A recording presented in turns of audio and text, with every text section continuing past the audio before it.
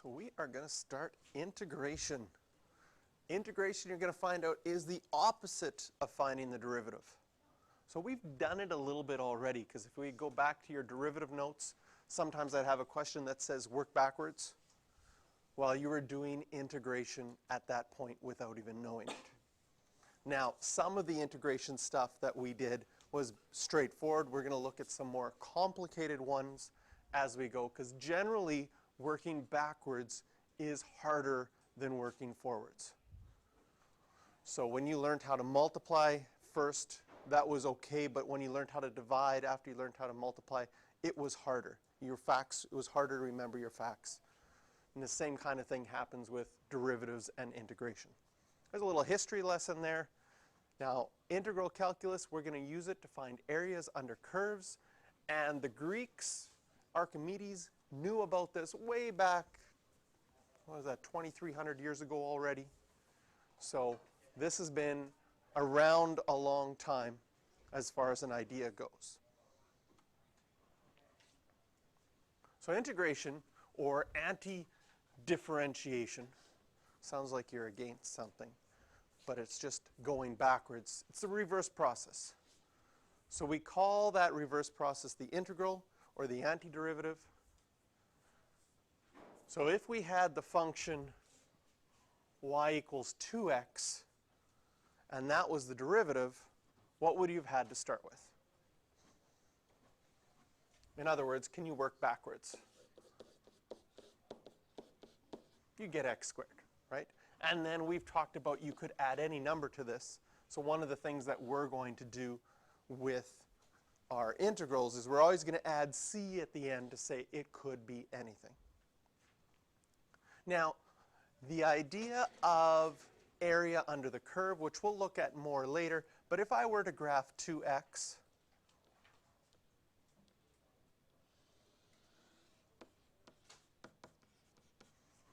would you agree that would be the line y equals 2x, slope of 2, y-intercept of 0? If I went up to 4 and looked at the area under that curve, you could figure that out because it makes a triangle, right? Base is 4. The height of this, if I plug in 4, I'll get 4, 8, so the height will be 8. Base times height divided by 2, and you'll get an area of 16. The interesting thing about the integral is now our integral was x squared. If you plug in 4 into that, you get 16. So the area under that straight line ends up just being what you have to plug in, going back to 0. And it'll always find the area back to 0 underneath the curve. And you temporarily, we'll see why it works later, but you don't worry about the c value there when figuring out the area under the curve.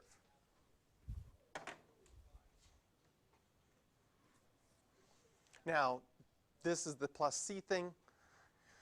Because the derivative of a constant is 0, we have no way of knowing what that constant is unless we have some more information. So we'll always write plus c when we work backwards.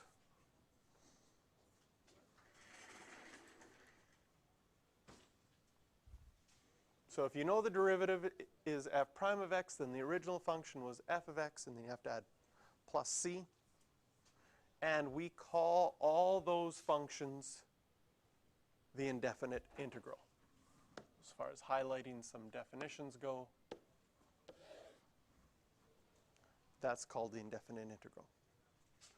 That funny symbol is called the integral sign, and what you have inside of it is called the integrand.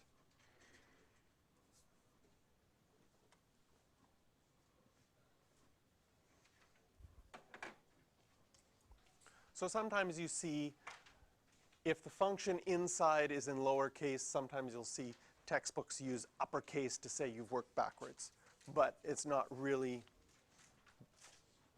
I'm not going to ask you to repeat this statement at any time. What we're going to be doing is looking at how do we go about working backwards. So in order to figure out how we would go about working backwards, we have to say, well, how did we work forwards? When we did the derivative, what did you do?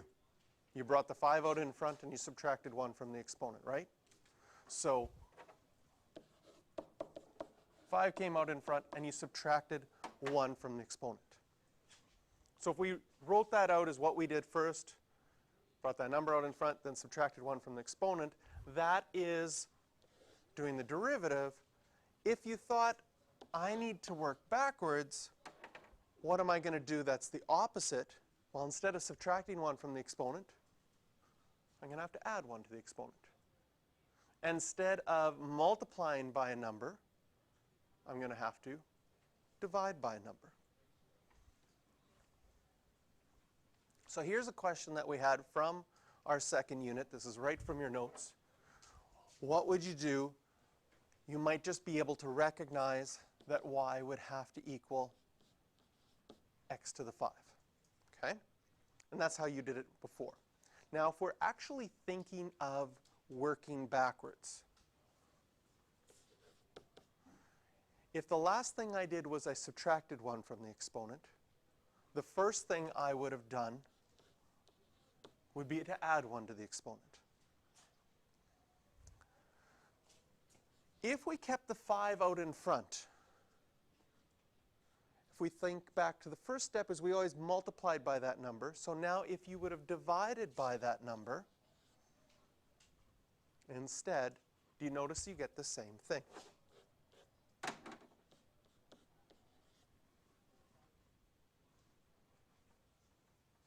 And this idea of dividing is going to be more helpful, especially when the numbers don't work out nicely. So we'll see some examples of that. So again, here you could figure out what number would have to be in front. Oh, and we forgot to plus c on both of those. So if you were working backwards, you would have said, well, I know that there's an x cubed here, and then the way that we would have done it probably in that second unit, you would say, what would have to be in front so when I do the derivative I get a 12? You probably would have guessed and checked and got a 4 there, right? Because you know that that 3 has to multiply by that 4 when you take the derivative. So this is how we would have done it back in that second unit. Now the idea now will be, if I add 1 to the exponent and then divide by that, because that'll be the opposite of multiplying later, that gives me the same answer.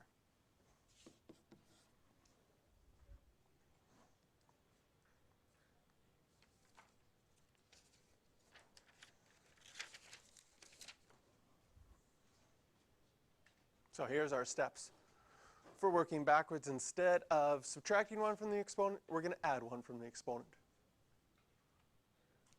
Instead of multiplying a number in front, we now divide by that new exponent. And then we always have to remember to add c.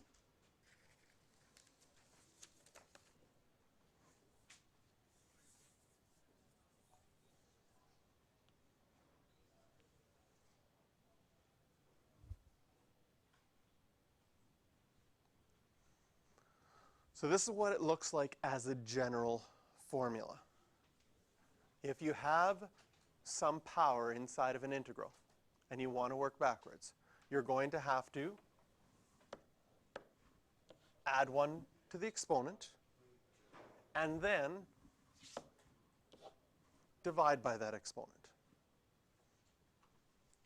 Notice in this formula, this doesn't work when n is equal to -1, because then you would be dividing by 0. So the rest of the stuff here says we have to remember to add c. C can be any number. And we just have to make sure that n isn't -1, because then we would divide by 0.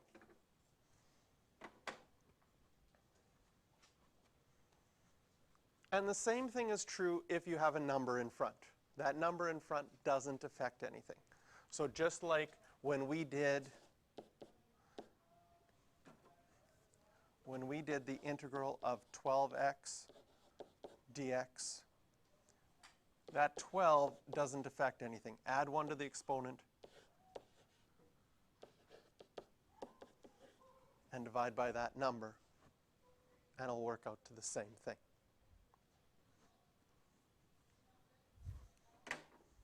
And so this idea is going to work whether you have nice whole numbers or fractions. So there's 4 examples there. I'm going to get you guys to try them. We'll go over them in about 5 minutes. All right. So if you wanted to write this statement with the symbols, there's our integral sign.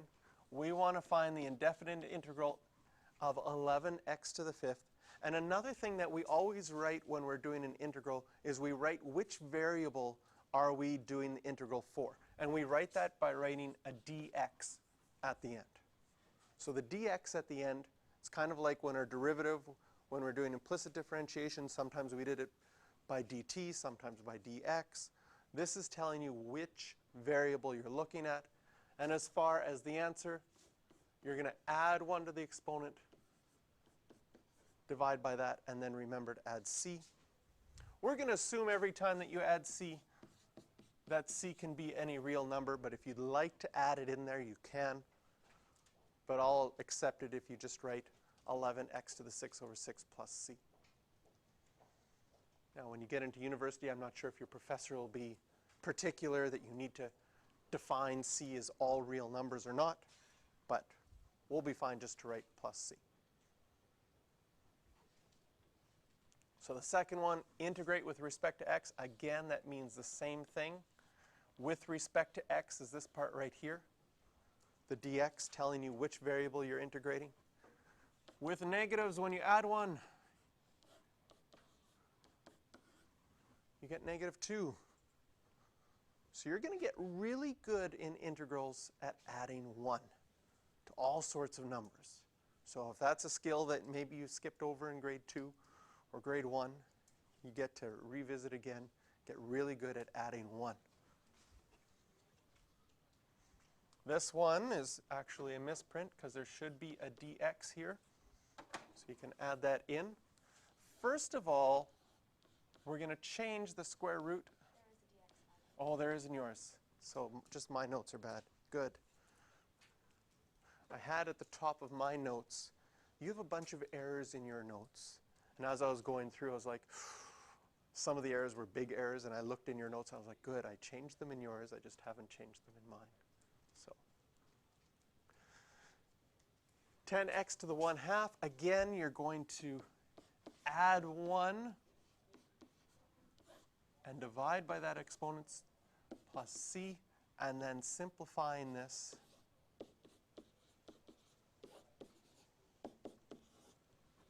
by multiplying by the reciprocal will give you 20x to the 3/2 over 3.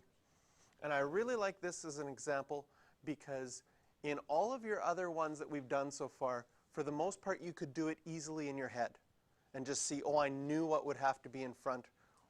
Why would I have to learn this technique of dividing? But now in this one with a fraction, you can see that it has to be a 3/2, but it's not quite so obvious that you would need a 20 over 3 in front.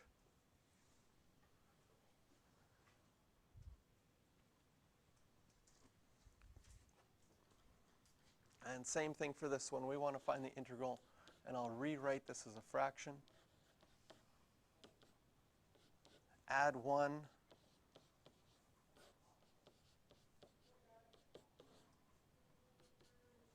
And then because you're dividing by a fraction,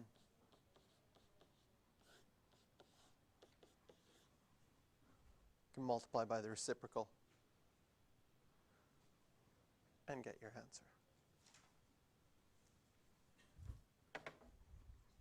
Now, one thing you're going to find is you got good at derivatives, and derivatives was working in one direction, and you got used to working in only that direction and finding the derivative all the time. As we learn our integrals, it's going to mess a little bit with your minds because you're going to get confused sometimes. Sometimes you're going to do the derivative when you need to do the integral, or you're going to do the integral when you need to do the derivative.